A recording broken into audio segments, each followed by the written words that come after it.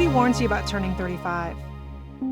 Even though I longed for true partnership and a family, something about the yearning and distance of unavailable men kept drawing me in. With them, I didn't have to risk the real intimacy I desperately craved. Then 35 crept up like a mountain lion. Even strangers felt the need to weigh in with warnings.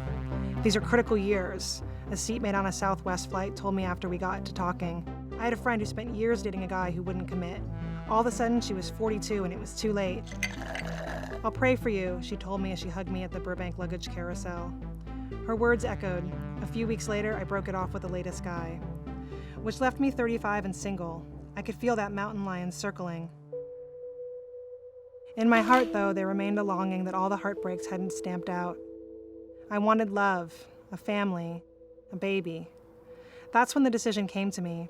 It started with an Instagram post written by someone who had also found herself single at 35 and having a child of her own. She hadn't waited for some guy to give her what she wanted. Soon after, I caught my fingers Googling having a baby on your own. Everywhere I turned, people were rising up to help me. There was more love in my life than I'd ever realized. Friends reviewed baby photos of sperm donors with me. One performed fertility Reiki on me. I gave myself a year to save and strategize. And that time, what the hell, I'd keep going on dates. I was done holding out hope. I just wanted to put on a pretty dress, eat good food, and smooch while I still could.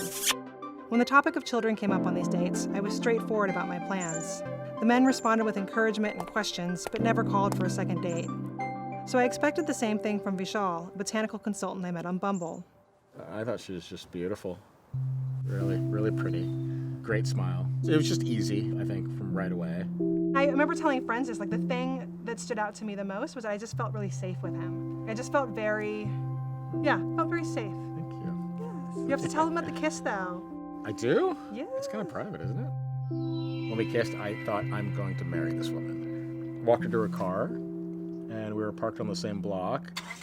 And when she was driving away, I noticed her taillight was out.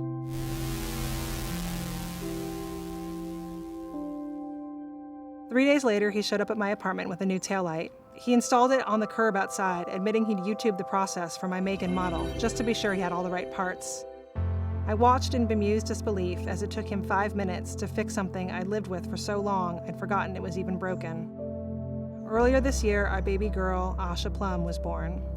Yeah, within the first year, we had our daughter, Asha. Yeah, we became a family. Yeah. In October, we got married in a socially distant micro-ceremony on a bluff in Santa Barbara. Our daughter and parents were present, and about 200 friends and relatives watched on Zoom. It was the final step in consecrating a love and a life I'd given up on finding, and that somehow, amazingly, have become mine.